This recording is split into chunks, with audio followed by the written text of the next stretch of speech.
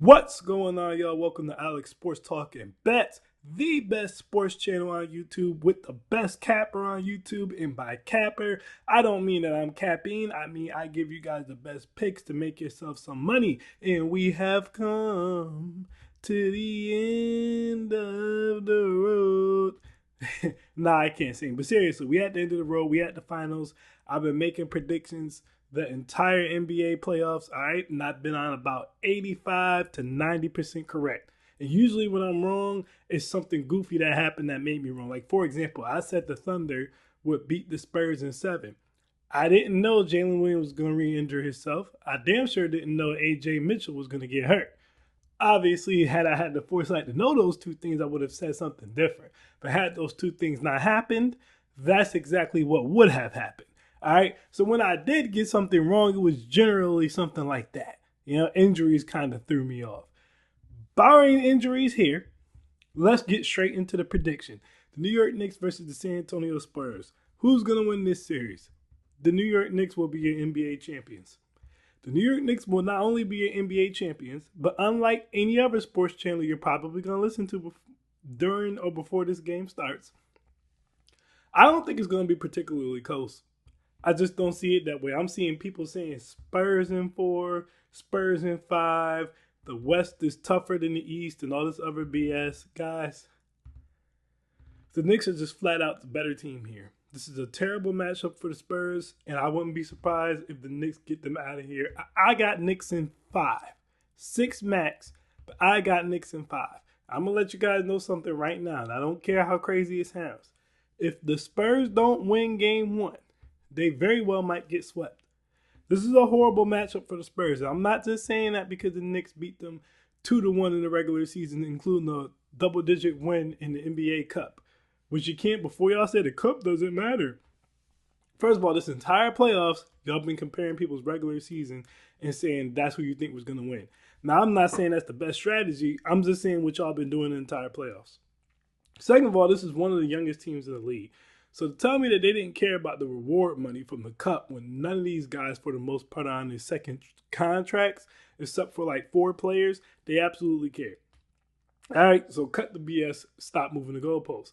Not only is it a bad matchup because of that, but it's just, if you just look at the teams on paper, right? Let's just go through the starting lineups, for example, right? Who's better, De'Aaron Fox or Jalen Brunson? Jalen Brunson, if we're being honest, all right? Who's better, Devin Vassell or Mikal Bridges? All right? If you watch basketball, you're most likely going to say Mikal Bridges. All right? Some of y'all don't watch basketball, but anyway, we'll get back to that. Who's better, all right? Stephon Castle or OG Anunoby? OG Anunoby is better than Stephon Castle. All right? Who's better, Julian Champagne or Josh Hart? Josh Hart is better than Julian Champagne, especially considering Josh Hart will give you like 8 assists, 10 boards, and like 10 points. All right, so the only advantage the Spurs have in the starting lineup is Wembanyama being better than Karl Anthony Towns. That's it. And Wembanyama's the better player there, but I'm not so sure the gap is as big as people think it is. But that's the only position they have an advantage is Wembanyama over Towns. Every other position favors the Knicks. Let's go to the bench. All right, they have Dylan Hopper coming off the bench, who I like. Luke Cornett's a bum. Corey Bryant, or is it Corey or Kobe Bryant? Carter Bryant, I'm sorry.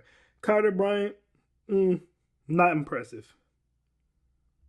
Not impressive. Kelton Johnson, he can go off. And then we all know Harrison Barnes sucks. So really they're coming, the 2 big keys off of their bench, if we're being honest, is Luke Cornett and Dylan Harper. That's cool. Now let's look at the Knicks bench. Mitchell Robinson, one of the best defensive centers in the league, coming off their bench. He's also one of the best offensive rebounders in the league. He's coming off the bench. All right. Deuce McBride, great defender, streaky shooter. He's coming off the bench. Jose Alvarado, great defender, streaky shooter. He's coming off the bench. Landry Shamet, amazing shooter. All right. Underrated defense. He's coming off the bench. And Jordan Clarkson, one of the best 6 men in NBA history. He's coming off the bench. Even if we're just looking at the bench, guys, because that's not even including Tyler Kolek, who can ball. The team is just so talented he doesn't get a chance to. That's not even including Daiwa, who can ball, but the team is so deep he doesn't get a chance to. That's not including Jeremy Schoen, who can ball, but the team is so deep he doesn't get a chance to. The Knicks are running legit 5 to 6 players off their bench. And outside of Mitchell Robinson, every single one of them could give you 10 or more on any night. So I'm just not seeing where the Spurs' advantage is, okay? They don't have a better home court than the Knicks. The Garden is going to be absolutely on fire. All right? We haven't been to the finals in 27 years. The Knicks also haven't won the finals in like 53. The Garden is going to be absolutely electric and is already one of the best home court advantages in the entire league. I don't see the advantage for the Spurs. I just don't do it. I've seen some people say, oh, well, the Spurs have the best player in the series. No, they don't. The best player in the series is by far Jalen Brunson. Guys, you have to stop glazing Wemby. Like, a lot of the reason that people think that the Spurs are even have a chance here is because of Wembanyama. Besides just hating the Knicks. So saying stupid shit like, hey, Spurs are going to sweep. The Spurs are not talented enough to sweep the Knicks. They're not even talented enough to beat them in 5. All right, they're not even talented enough to beat them in 6. If the Spurs were going to win this, it would be in 7 games. All right, that's the best case scenario for them. But besides all that, the next biggest reason that you guys even think that they'll win, or really honestly that you even think that they will have a chance, is because of Victor Wembanyama. But here's the problem, guys. Victor Wembanyama's not ready yet. He's not there yet. Y'all be talking about Victor Wembanyama like he Kobe. He ain't Kobe. Y'all be talking about him like he Jordan. He ain't Jordan.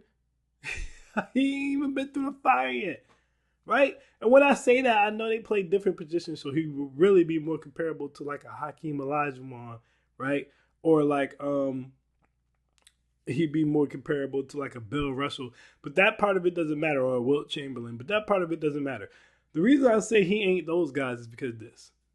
Victor Wembanyama averages 23 points per game this playoff, all right? Now, by no means am I saying that that's bad, but Jalen Brunson's averaging over 26, all right? For being 7'5" and all the hype he gets because of that, outside of blocking shots, you really don't realize it because quietly, Victor Wembanyama doesn't even average double-digit rebounds. He also doesn't average double-digit assists, so he's going to give you 3 to 5 blocks, half of them being goaltenders that won't be called, but he's going to give you 3 to 5 blocks and on a good night, about 23 points. Listen to me clearly here. Remember I said this, guys. For the Spurs to have any chance at winning this, any chance, Victor Wembanyama is going to have to average at bare minimum 30. Every game where he doesn't score at least 30, the Spurs will lose. Here's the problem. He averages 23. So there will probably be one game in this series where Wembanyama goes nuclear and scores like 35, 38, and that'll be the one game the Spurs win. Hence why I say Knicks in 5. But he's not going to be able to do that consistently. He hasn't done it the entire playoff. Right? And that's not going to change. He's just not there yet. Now, what he may possibly develop into, I like Wembanyama as a player. He needs to be humble. This whole idea that he's some demon, he ain't a demon. All right, he's honestly, if we're being honest, he's borderline. We ain't even gonna get into that. He ain't no demon. All right, he's not a demon. He's not all the way there yet. He still has a lot of his game he has to develop. All right, right now, Wembanyama's game basically revolves around shoot from the top of the key, try to drive to the basket. All right. He doesn't have like a post-up, face-up game like he should at his size. All right, his mid-range game is okay, but it should be also better at his size. His biggest strength is driving to the basket and shooting from the top of the key. That's okay, but he's going to need to put more in his bag before he's ready to be a champion. Stephon Castle, I like him. He's not ready yet. Everybody's like, oh, he's going to be a Brunson stopper. Brunson averages, by the way, like 30 points against the Spurs over like the last 6 games. They don't have a Brunson stopper. But we do this shit every series when it comes with Jalen Brunson, you know. Oh, Dean Wade's a Brunson stopper. Tyrese Maxey and VJ Edgecombe and Paul George are Brunson stoppers. Dyson Daniel and Jalen Johnson are Brunson stoppers. And now we're to Devin Vassell and Stephon Castle and Dylan Harper, who doesn't even play defense. I don't know why I act like Dylan Harper is any type of lockdown defender, but I digress.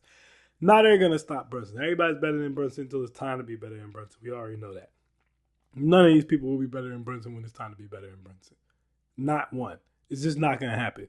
All right? Brunson's one of the best players in the league. I need to stop hating and just acknowledge that. I've seen this man score too easily on too many different defenders. And more importantly, every single time y'all say a team's going to stop this man, they never do it. It never gets done. If anyone's going to get stopped in this series, I'm promising you it's going to be Wembanyama before it's Brunson. Nobody's stopping Brunson. X factor of this series, yet another reason the Knicks are going to win. There's 2 X factors to this series. Well, really, it's 3. Besides the fact that they quietly have the better bench, OG being better than Stephon Castle, and Karl Anthony Towns is going to push this over the top. Spurs fans very clearly do not realize how good OG Anunoby is. They will when this series is over. When he's locking it up on one end and then giving you damn 20 or damn near 20 on the other end, you're going to realize how good he is, all right? Karl Anthony Towns is the 3rd best player in this entire series. Why there's anyone putting Stephon Castle over Cat, I don't know. Stephon Castle, at best, is the 4th best player in this series. At best. Don't know why people are putting him over Cat. Cat's going to cause a huge problem for the Spurs because Cat can shoot. And he can drive to the basket just like Wemby. So, if you put Wemby on him, you take Wemby out the paint, now the Knicks can just attack the basket. If you keep Wemby on, if you put Wemby on someone else, and you put someone else on Cat, that person won't be able to guard Cat. He's either going to shoot over the person or he's going to just take the person to the basket. They're going to have a conundrum to figure out with Cat. Y'all can say Cat sassy, Cat this, Cat that. Y'all can say whatever y'all want, but Cat can hoop and he not soft. And that's going to be a conundrum they have to solve. I just don't think they're going to be able to solve it.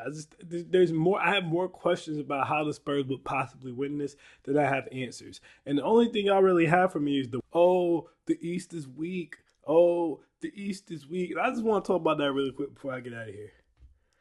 I never heard anyone referring to the Eastern Conference as weak until the Knicks won it.